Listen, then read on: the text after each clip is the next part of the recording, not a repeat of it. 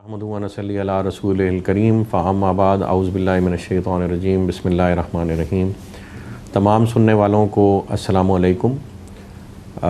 मुझे आज आप लोगों से गुफ्तगू करने की ज़रूरत इसलिए महसूस हुई है कि पिछले चंद दिनों में जो PIA की प्राइवेटाइजेशन के हवाले से जो एक मामला चल रहा है और सब लोगों की स्क्रीन्स पे और सोशल मीडिया पे ये गुफ्तगू ज़ुबान ज़द आम हुई है, तो उस मामले के हक़ाइक़ और हमारे ग्रुप का उस हवाले से स्टांस जो है वो पब्लिक तक पहुंचना बहुत ज़रूरी था। चूँकि PIA एक सरकारी अदारा है और एक पब्लिक एंटिटी है और अवाम पाकिस्तान के साथ PIA का एक पुराना ताल्लुक़ है, तो उस हवाले से जितनी भी गुफ्तगू हो रही है उसमें आवाम तक असल हक़ाइक़ नहीं पहुँच पा रहे। सबसे पहले कि PIA की बोली में जो हमने 10 अरब रुपए की बोली लगाई है एज़ कम्पेयर टू जो पाकिस्तान गवर्नमेंट की डिमांड थी 85 बिलियन की, या प्राइवेटाइजेशन कमीशन की डिमांड थी 85 बिलियन की, ये 85 बिलियन की जो उनकी असेसमेंट है ये उनकी एक्सपेक्टेशन प्राइस थी, रिज़र्व प्राइस नहीं थी। और ये प्राइस बिड डे पे हमारी बिड डिपॉज़िट होने के बाद जब बिड खुली है उस वक़्त ये एक्सपेक्टेशन प्राइस सामने आई है। उससे पहले प्राइवेटाइजेशन कमीशन के अरकान अपने तय करदा स्केड्यूल के मुताबिक तमाम बिडर्स के साथ वक्तन फ़वक्तन मिल रहे थे और उनके साथ PIA की प्राइवेटाइजेशन के हवाले से जो डिटेल्ड डिस्कशंस थी उसमें शरीक हो रहे थे और हर ग्रुप को अलग-अलग वो ब्रीफ़ कर रहे थे कि आपके हवाले क्या चीज़ की जा रही है और क्या चीज़ नहीं की जा रही। सबसे पहले लोगों को अंडरस्टैंड करने की ज़रूरत है कि PIA पिछली 2 दहाइयों में 800 अरब रुपए का मुसलसल लॉस कर रही थी, जो एक्यूमुलेट होके 800 बिलियन हो गया हुआ था। और जब गवर्नमेंट ने ये तय किया कि IMF से फ़ंड लेने के लिए या IMF से जो लोन हम लेते हैं उसकी शराइत में सर फहरिस्त ये शर्त रखी गई कि जो लॉस मेकिंग इंस्टीट्यूशंस हैं उनको आपने प्राइवेटाइज़ करना है ताकि लीकेजेस बंद हों और IMF का दिया हुआ सरमाया हुकूमत वक्त और पब्लिक के काम आ सके। तो उन्होंने ये प्राइमरी शर्त रखी कि आप ऐसे इंस्टीट्यूशंस को प्राइवेटाइज़ करेंगे। उस प्रेशर के तहत गवर्नमेंट इस बिडिंग प्रोसेस में एंटर हुई। गवर्नमेंट ने बिड्स इनवाइट की, 6 बिडर्स आए और उन बिडर्स को एक साइजेबल एंटिटी देने के लिए जो कमर्शियल सेंस रखती हो ये तय किया गया प्राइवेटाइजेशन कमीशन की तरफ से कि एक होल्ड को कंपनी PIA की क्रिएट की जाएगी और वो उन्होंने क्रिएट की और उसमें PIA के तमाम अहम एसेट्स और PIA की जो मेजर लाइबिलिटी है वो उन्होंने उसमें शिफ्ट कर दी। यानी 800 बिलियन में से 600 बिलियन की लाइबिलिटी इन्होंने PIA की होल्ड को कंपनी में शिफ्ट कर दी। और जितने मेजर एसेट्स थे, जिसमें जो न्यूयॉर्क में होटल है जो बड़ा मशहूर है कि जी वो बड़ा असासा है PIA का, वो और PIA की मेन हेड ऑफिस की बिल्डिंग जो कराची में है वो, और उस जैसे तमाम स्ट्रेटेजिक असासे जिनकी कोई वर्थ थी वो उन्होंने होल्ड को में ट्रांसफ़र कर दिए और वो बिडिंग प्रोसेस में जो कंपनी PIA की दी जा रही थी वो उसका हिस्सा नहीं थे। तो ये सबसे पहले ये अंडरस्टैंड करने की ज़रूरत है कि ये जो कंपनी अवेलेबल थी फॉर सेल उसका 60% शेयर सेल कर रहे थे और उसमें जो एसेट्स थे उसमें रियल एस्टेट वाले एसेट्स की वर्थ सिर्फ 10 से 11 बिलियन पाकिस्तानी रुपयों की थी। उसके अलावा कोई उसमें टेंजिबल एसेट नहीं था। जो लोग ये समझ रहे हैं कि जी उसमें 25-30 हवाई जहाज़ थे, तो हवाई जहाज़ों की हकीकत ये है कि सिर्फ 20 जहाज़ों का यानी 20 एरोप्लेन्स का एक फ़्लीट जो है वो इस प्राइवेटाइजेशन के अमल में हवाले होना था।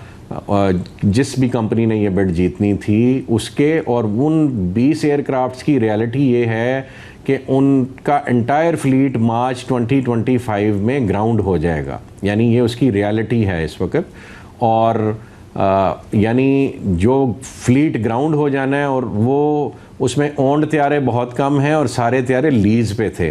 तो लीज़ भी अनफॉर्चुनेटली PIA नहीं पे कर पा रहा। तो जिस भी बिडर ने ये कंपनी उठानी थी उसने पहले लीज़ की पेमेंट्स क्लियर करनी थी, फिर उन जहाज़ों की मेजर मेंटेनेंस होने वाली थी। रूटीन मेंटेनेंस कम खर्चे की होती है, मेजर मेंटेनेंस ऐसी है जैसे आप पूरा ओवरहॉल करते हैं जहाज़ और उस पर एक मेजर कॉस्ट आती है, वो देन अगेन PIA इस वक्त देने से कासर है, इसलिए वो सारे जहाज़ ग्राउंड होने लगे थे।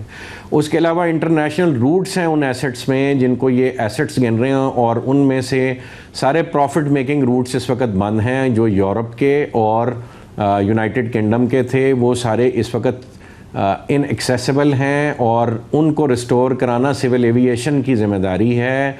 और हमारी इतलात के मुताबिक इस वक्त वो बंद तो हुए थे खान सरवर साहब के एक बयान पे कि हमारे पायलट्स की डिग्रियां जाली हैं, लेकिन अब जो खोलने के लिए शराइत रखी जा रही हैं उनमें से पॉलिटिकल शर्त एक ये भी है कि आप इसराइल को तस्लीम करेंगे तो वो रूट्स खुलेंगे, यानी पाकिस्तान को ब्लैकमेल करने के लिए उन रूट्स का भी सहारा लिया जा रहा है। तो ऐसी कंडीशंस में एक कंपनी जिसके पल्ले सवाए 10-11 अरब रुपए की प्रॉपर्टी के कुछ भी नहीं, एक ब्रांड नेम ज़रूर था PIA, और उसको ऑफ़र किया गया फॉर सेल। तो टेक्निकली हमारी बोली 10 अरब की नहीं, हमारी बोली 210 अरब की है कि इस कंपनी पे भी 200 अरब की लाइबिलिटीज़ हैं जो इस कंपनी ने पे ऑफ करनी है। उसमें सऊदीज़ की पेमेंट है और डिफरेंट इंटरनेशनल वेंडर्स की जो फ़्लाइट ऑपरेशंस में इस्तेमाल होते हैं उनकी पेमेंट्स, और फ्यूल की पेमेंट्स, और PSO की पेमेंट्स, और गवर्नमेंट के कोई 28-30 अरब रुपए के टैक्सेस वो भी अभी तक पेएबल थे। इस वजह से हमारे कंसल्टेंट ने, जो कि एक इंटरनेशनल कंसल्टेंट है, मिस्टर मार्क उनका नाम है, साइरस एविएशन कंसल्टिंग के नाम से, आयरलैंड से ताल्लुक़ रखते हैं और बहुत सारी इंटरनेशनल फ़्लाइट ऑपरेशंस वाली कंपनीज़ को वो सर्विसेज देते हैं। उन्होंने जो हमें इसकी एवेल्यूएशन दी वो मैंने पहले भी अपने पेज पे भी शेयर किया। दैट वाज अ $1 एवेल्यूएशन कि इस कंपनी की अगर आपने कोई वर्थ लगानी है तो वो सिर्फ $1 है, और बाकी सारी इन्वेस्टमेंट आपको इसको रिस्टोर में करनी ज़रूरत पड़ेगी आपको। अब जो अगला मरहला है कि जो इन्वेस्टमेंट हमने कंपनी के ऊपर करनी, वो किस स्टेज पे करनी थी, वो सर्टनली कंपनी टेक ओवर करने के बाद जो सारे लीकेजेस के प्लग होल्स थे वो हमने प्लग करने थे। उसके बाद इसमें इन्वेस्टमेंट डालेंगे तो वो इन्वेस्टमेंट हमारे और कंपनी के काम आएगी, अदरवाइज़ वो इन्वेस्टमेंट सिर्फ ज़ाया होनी थी उस स्ट्रक्चर में जिस स्ट्रक्चर ने PIA को इस हाल पे पहुँचाया है कि वो 100 अरब रुपए का सालाना लॉस कर रही है। यानी हमने बोली 10 अरब की नहीं 210 अरब की लगाई, और एक्सचेकर यानी गवर्नमेंट को जो 100 अरब का लॉस हो रहा है वो भी इस कंपनी ने जिसने टेक ओवर करना था उसने गवर्नमेंट को वो बेनिफिट देना था कि वो लॉस उसको ना हो, और यानी 110 अरब रुपए बेसिकली हम गवर्नमेंट के हवाले कर रहे हैं एनुअली। और अगर 5 साल का आप इसका खमियाजा लगाएं तो वो 500 अरब का है जो गवर्नमेंट को भुगतना पड़ना था, जो कि बिडिंग कंपनी टेक ओवर कर रही थी। तो ये वो हकायक हैं जी जिस पे मैं समझता हूँ कि कौम को आगाह करना बहुत ज़रूरी था कि सिर्फ ये बहस तो हो रही है कि जी 10 अरब की बोली लगाई, उनकी 85 अरब की डिमांड थी, उनकी कुछ 850 अरब की या 8000 अरब की डिमांड नहीं थी। 85 इज़ फिगर रिलेटेबल टू 10 को 7 दफ़ा मल्टीप्लाई करें तो 85 बनती, और ये असेसमेंट एक उस कंसल्टेंट की थी जिसे 2.25 अरब रुपया पे किया गया ये एवेल्यूएशन करके इसको रोज़ी पिक्चर बनाकर दिखाने का। अगली जो बात मैं समझता हूँ ज़रूरी है कि हम पे ये इल्ज़ाम भी लगा कि जी गवर्नमेंट हमारे साथ मिली हुई थी, तो वो कल की सारी इस सिनेरियो के बाद आपको समझ आ जानी चाहिए कि गवर्नमेंट हमारे साथ मिली हुई थी कि नहीं मिली हुई थी। अगर मिली हुई होती तो बोली की एक्सेप्टेबिलिटी या उसके बारे में पॉजिटिव गुफ्तगू गवर्नमेंट की तरफ से आती, सर्टनली वो यहाँ एग्जिस्ट नहीं कर रही। और एक ख्याल ये था कि बाकी 5 बिडर्स को हमने आने नहीं दिया या हमारा को उनको रोकने में कोई ताल्लुक था। तो तमाम बिडर्स मार्केट में अवेलेबल हैं, आप सबको एक्सेस करके ओपनली पूछ सकते हैं कि वो क्यों नहीं आए, और उन्होंने अपने खदशात का इजहार सबके सामने किया है कि ये बहुत हाई असेसमेंट कर रहे हैं। और उनका एक मेजर एतराज़ ये था कि जी ये जो अदारा है वो आप 60% हमारे हवाले ना करें, 100% एंटिटी हमें दें। गवर्नमेंट की मदाखलत नहीं होनी चाहिए, गवर्नमेंट की मिस हैंडलिंग की वजह से या डिफरेंट गवर्नमेंट्स की मिस हैंडलिंग की वजह से ये अदारा यहाँ पे पहुँचा है। और एक एप्रीहेंशन उनकी ये थी कि एक गवर्नमेंट अगर ये इनको राइट्स ट्रांसफ़र पूरे नहीं करके जाएगी तो जो भी सिटिंग गवर्नमेंट होगी वो पिछले किए हुए गवर्नमेंट के फ़ैसले को सैबोटाज करने के लिए जो पाकिस्तान में हर गवर्नमेंट के जाने के बाद दूसरी गवर्नमेंट पिछली की हुई गवर्नमेंट्स के फैसलों को डिसऑन करती है, उस तरह का ट्रीटमेंट न मिले उस बिडर को जिसने ये टेक ओवर करनी है। तो उनका मेजर एतराज़ था कि 100% इक्विटी आप दें, गवर्नमेंट का कोई लेना देना ना हो इस अमल के बाद, बिडिंग के बाद। और दूसरी बात जो उनको मेजर एतराज़ था कि आप 7000 एम्प्लॉयज़ साथ दे रहे हैं और आप उनको रिटेन करने को कह रहे हैं जिनको आप निकाल नहीं सकते कंपनी से। उन बिडर कंपनीज़ का ख्याल ये था कि ये शर्त रिमूव होनी चाहिए, तो उसमें जो कैपेबल लोग हैं, परफॉर्मिंग लोग हैं, उनको रिटेन करें या वो 100% मैनेजमेंट चेंज करें। This should be the prerogative of that private bidder के वो क्या करता है। और तीसरी उनकी शर्त ये थी कि जो प्लेन्स के इजाफे की गुफ्तगू है ये हम पे छोड़ी जाए। इस पर मैं समझता हूँ कि मिफ्ता इस्माइल साहब ने बड़ी अच्छी गुफ्तगू पिछले 2-3 दिन में पब्लिक के लिए की है, और वो फ्लोरा ऑफ द हाउस ये बात कह चुके हुए थे कि ये कंपनी कोई $1 में भी लेता है तो वो कौम पे एहसान करेगा। हमने स्टिल $1 या $1 नहीं लगाया। अपनी और हुकूमत और PIA की इज़्ज़त को सांझी इज़्ज़त समझते हुए हमने एक रीज़नेबल अमाउंट लगाई जो सीरियसनेस शो करती है। उससे पहले हमने बिड मनी जमा करवाई है, वो 50 करोड़ रुपए की खतीर रकम है, वो सीरियसनेस का इजहार करती है। उसके फॉरफिट होने का ख़तरा है किसी भी मिसकमिटमेंट की सूरत में। तो इतनी सीरियसनेस थी तो हम सामने आए हैं और अपने ग्रुप की इंटायर रेपुटेशन एट स्टेक लगाई। और आज आप देख लें सोशल मीडिया पे किस किस्म की गुफ्तगू हो रही है, और जो उठ रहा है उसको एविएशन के बारे में इल्म है या नहीं है, वो अपनी गुफ्तगू अपने हवाले से कर रहा है। एक और अहम बात कि हमारे साथ कोई एविएशन का पार्टनर अभी तक मुंसलिक नहीं हुआ था। हमारी चाइनीज़ कंपनीज़ के साथ, सदर्न चाइना के साथ और टर्किश कंपनीज़ के साथ, जिसमें टर्की की ऑफिशियल एयरलाइंस और एयर टर्क के साथ हम कम्युनिकेशन में थे, और पेगासस के साथ भी कम्युनिकेशन में थे। किसी ना किसी से हमारा इल्हाक हो जाना था, लेकिन देन अगेन उन कंपनीज़ ने सिर्फ टेक्निकल असिस्टेंस देनी थी। इन्वेस्टमेंट कोई पाकिस्तान में और पाकिस्तान के पॉलिटिकल हालात के अंदर करने के लिए अभी कोई भी बैरूनी कंपनी राज़ी नहीं थी। वो वंस हम ऑपरेशंस टेक ओवर करते, उनको स्मूथ करते, उनका कॉन्फिडेंस बिल्ड करते, तो यस फिर देन हम कोई इंटरनेशनल इन्वेस्टमेंट पाकिस्तान आने की उम्मीद कर सकते थे। लेकिन फिल वक्त ये जितने भी बिडर्स हैं, इनके साथ जितनी भी इंटरनेशनल पार्टीज़ एसोसिएटेड थी, वो सिर्फ टेक्निकल बुनियादों पे थी। और स्टिल वो स्टेप फॉरवर्ड उन्होंने, मैंने आपको बताया किस वजह से नहीं किया, उसमें हमारा कोई अमल दखल नहीं है। So we were the only one left and we had the choice to give a fair assessment based price. वो हमने अल्हम्दुलिल्लाह दी, और हम अभी भी ये तवक्को करते हैं कि गवर्नमेंट हमारे साथ बैठ के नेगोशिएट करेगी, क्योंकि गवर्नमेंट के पास ऑप्शन नहीं है कोई और। आपके पास सिर्फ 2 से 3 माह का टाइम रह गया है। मार्च 2025 में ये मैं आपको न्यूज़ दे रहा हूँ कि तमाम फ्लीट ग्राउंड हो जाएगा और PIA बंद हो जाएगी। So the only choice is either you accept the bid of the bidder that has come forward, you can negotiate with that bidder, you can come up with a new price, you can show some flexibility। एक और चीज़ जो 85 अरब रुपए की रट लगाई जा रही है, मेरा तमाम पाकिस्तान से सवाल है कि कोई एक बिजनेसमैन उसका नाम लें या कोई एक बिजनेस ग्रुप उसका नाम लें जिसके पास 85 अरब रुपए की लिक्विड अवेलेबिलिटी है विद इन पाकिस्तान, जो वो 10 दिन के अंदर गवर्नमेंट को शो कराए। यानी ये भी एक शर्त थी कि जी 85 अरब रुपया या जो भी अमाउंट फ़ाइनल की जाएगी वो आपने लिक्विड सूरत में गवर्नमेंट को दिखानी है कि जी ये मेरे पास अवेलेबल है इस हालत में, लिक्विड हालत में। तो लिक्विड एसेट्स 85 बिलियन के कौन पाकिस्तान में रख के बैठा हुआ है, और वो भी इन हालात में। यहाँ तो मैं समझता हूँ कि 2-4 अरब रुपया भी जिसके पास स्पेयर हो वो मुल्क से बाहर पार्क करने को तरजीह देता है, पाकिस्तान में नहीं रखता। एटलीस्ट डिक्लेयर्ड इनकम किसी की भी नहीं है, कहीं किसी ने बोरियों में बंद करके रखी हो तो वो एक अलग बात है। तो ये वो हकायक हैं जी जिन पे रोशनी डालना बहुत ज़रूरी था। इसके साथ जो लोग पहली दफ़ा हमें सुन रहे हैं उनके लिए मैं ब्लू वर्ल्ड ग्रुप का तारुफ़ कराता जाऊँ। Blue World City is our leading organisation at the moment. मैं ख़ुद ज़ाती तौर पे एक आर्किटेक्ट हूँ by profession. National College of Art से मैंने ग्रेजुएट किया 2001 में, and I have been ever since involved with construction activities, with development.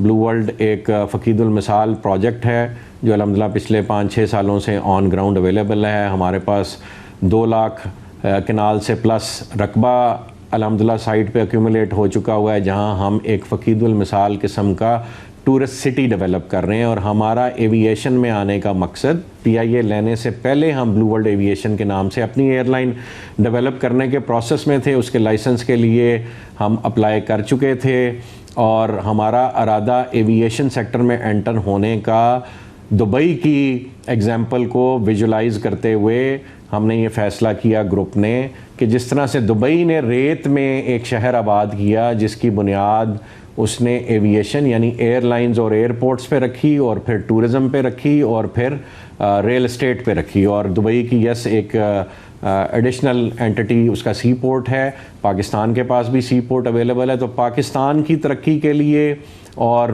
Pakistan को एक लीडिंग इस्लामिक स्टेट, एक एटॉमिक स्टेट होने के नाते से हम समझते हैं कि ये पूरी मुस्लिम दुनिया को लीड करने की अहलियत रखता है। और इसको जो वाहिद चैलेंज है वो एक इकनॉमिक चैलेंज है जो हमारे मुल्क को अरसा दराज से फेस करना पड़ रहा है। तो हमने उसमें अपना हिस्सा डालने के लिए अल्लाह की रज़ा की खातिर अपना जान माल इज़्ज़त आबरू सब कुछ इस प्रोजेक्ट में भी स्टेक पे लगाया। PIA में भी हम उसी मिशन के साथ सामने आना चाह रहे थे। मैं ज़ाती तौर पे ख़ुद ये समझता हूँ कि पाकिस्तान जो है वो इस्लाम के नाम पे बना, इस्लाम ही वो बुनियाद है जिसने इसमें तमाम नेशनलिटीज़ और डिफरेंट कौमियतें जो इस मुल्क में हैं उनको आपस में जोड़ा हुआ है। और पाकिस्तान का मुक़द्दर आप सल्लल्लाहु अलैहि वसल्लम की अहादीस के मुताबिक खिलाफत है। इंशाल्लाह यहाँ खिलाफत कायम होगी और उसके लिए भी हमने अपना सब कुछ स्टेक पे लगाया हुआ। तो ब्लू वर्ल्ड एक फ़कीदुल मिसाल प्रोजेक्ट है जो ऑन ग्राउंड एग्जीक्यूट हो रहा है। It's a tourist city being developed और उसमें मेरे साथ मेरे भाई हरदिल अज़ीज़ चौधरी नदीम एजाज साहब पार्टनर हैं और उनका ताल्लुक़ पिंडी के इलाके से है। और वहाँ पे जो लोकल सारी लैंड की एक्यूमुलेशन है उसमें इकट्ठा करने में और इस प्रोजेक्ट को खड़ा करने में उनका बहुत फ़कीदुल मिसाल किरदार रहा है और अब भी है। और उनके भाई चौधरी नईम एजाज साहब उन्होंने भी बहुत जान लड़ाई है बहुत सारे हवाले से, प्रोजेक्ट के हवाले से, जो पिछले 3-4 सालों में हमें डिफरेंट चैलेंजेस फेस करने पड़े। और उसमें बहुत सारी गुफ्तगू हैं जो ऑन स्क्रीन नहीं करनी चाहिए, लेकिन एक साहब हैं जो इस वक्त कोर्ट मार्शल भी फेस कर रहे हैं, वो भी अपना रोल प्ले करते रहे। जहां उन्होंने बाकी रियल एस्टेट कंपनीज़ को तंग किया, हमें भी तंग किया। और उसमें कुछ उस वक़्त की हुकूमत जो अनफॉर्चुनेटली इमरान खान साहब की हुकूमत थी उसके भी बहुत सारे किरदार जो है उसमें रोल प्ले करते रहे, जिसमें सर फ़हरिस्त शहजाद अकबर साहब थे, जुल्फ़ी बुखारी साहब थे, खान सरवर साहब ने भी अपना किरदार अदा किया, चंद डेवलपर्स ने भी किरदार अदा किया। कुछ उनमें से इस वक्त मुल्क से बाहर हैं, कुछ मुल्क के अंदर हैं। तो ये डिफरेंट स्टोरीज़ हैं, उनको हम बहुत इसलिए नहीं प्रोपोगेट करते कि वो पाकिस्तान के कल्चर का हिस्सा है, लेकिन ये चैलेंजेस हमें फ़ेस करने पड़े। उन फेस करने में चौधरी नईम एजाज साहब ने शेरों जैसा रोल प्ले किया। वो इस वक्त भी पाकिस्तान मुस्लिम लीग नून की गवर्नमेंट का हिस्सा हैं। उनका पुराना ताल्लुक़ है मुस्लिम लीग नून से और वो साथ निभा रहे हैं। उनका अपना एक अपने इलाके के लिए खैर सगाली का जज्बा है, उसमें जो बेहतरीन रोल वो अपनी ज़िंदगी में प्ले कर सकते थे इस वक्त वो प्ले कर रहे हैं। इसके अलावा एक बहुत अहम हिस्सा हमारे ग्रुप का forces school and college system के नाम से डेवलप हुआ। हमारी मुलाकात जनरल आरिफ उड़ायत साहब से हुई, जनरल सजाद रसूल साहब से हुई, ब्रिगेडियर आफ्ताब साहब से हुई। रिटायर्ड थे उस वक़्त और ये forces school and college system के नाम से एक अदारा चला रहे थे। हमने इनके साथ पार्टनर अप किया और एक स्कूल्स का स्ट्रक्चर हमने इकट्ठे मिल के रेज़ किया, जिसकी अल्हम्दुलिल्लाह इस वक्त 80 ब्रांचेज़ पूरे मुल्क में ऑपरेशनल हैं। फिर मज़ीद अपने तमाम एम्बिशंस को पूरा करने के लिए, जिसमें अल्लाह के दीन की समझ लें कि अल्लाह के दीन के फ़रोग़ के लिए काम करने का प्रोसेस जो उसका एक अहम एलिमेंट है वो नैरेटिव बिल्डिंग होता है। तो उस मिशन की तकमील के लिए और हक़ और सच की मिशन की तकमील के लिए हमारे अदारे ने और इन साहबान ने जिनका मैंने नाम लिया, हमने मीडिया की फ़ील्ड में आने का फ़ैसला किया और अल्हम्दुलिल्लाह फिर सुनो चैनल जो है वो वजूद में आया और वो तब से अब तक बहुत सारी ऐसी खिदमात अंजाम दे रहा है जो पाकिस्तान की तरक्की और पाकिस्तान की हिफाजत के लिए अपना रोल प्ले कर रहे हैं। उसमें सर फ़हरिस्त हमने एक प्रोग्राम मदीना तुसानी के नाम से शुरू किया, फिर बका की जंग, फिर सुनो टुनाइट में जो रिलीजन का प्रचार और खिलाफत के रिवाइवल की गुफ्तगू होती रही। फिर इरफान दीन के नाम से एक प्रोग्राम है जो दीन के फ़रोग़ के लिए काम कर रहा है। और इसी तरह पासबान इस्लाम एक प्रोग्राम है जो पाकिस्तानी आर्म्ड फोर्सेस को डेडिकेटेड है, और उनका रोल जो मुल्क की हिफाजत के लिए और मुल्क की तरक्की के लिए कलीदी किरदार है, जो पिछले 4-5 सालों में हमारे अदारों और फ़ौज के ख़िलाफ़ जो जहर उगला गया उसके अगेंस्ट सुनो ने अपना रोल प्ले किया, और एक सीसा पिलाई हुई दीवार की मानंद वो उभर के सामने आया। हमारी फ़ौज है तो हम हैं, और पाकिस्तान है तो हम दीन का नाम ले सकते हैं। पाकिस्तान दीन का किला है, यह इंशाल्लाह कायम रहेगा। और आप हमें हर वक्त इस ग्रुप को हर हवाले से अपनी जान, माल, इज़्ज़त, आबरू दीन इस्लाम की सरबुलंदी के लिए और मुल्क पाकिस्तान की सरबुलंदी के लिए निछावर करता हुआ पाएंगे। जज़ाकल्लाह खैर जी। ब्लू वर्ल्ड सिटी के चेयरमैन साद नज़ीर का ये कहना था कि हमने PIA की निजकारी में 10 अरब रुपए की बोली लगाई। हमारी बोली के बाद हुकूमत पाकिस्तान या निजकारी कमीशन ने 85 अरब रुपए की जो कीमत लगाई वो रिजर्व प्राइस नहीं थी, बल्कि वो इतनी रकम की तवक्को कर रहे थे।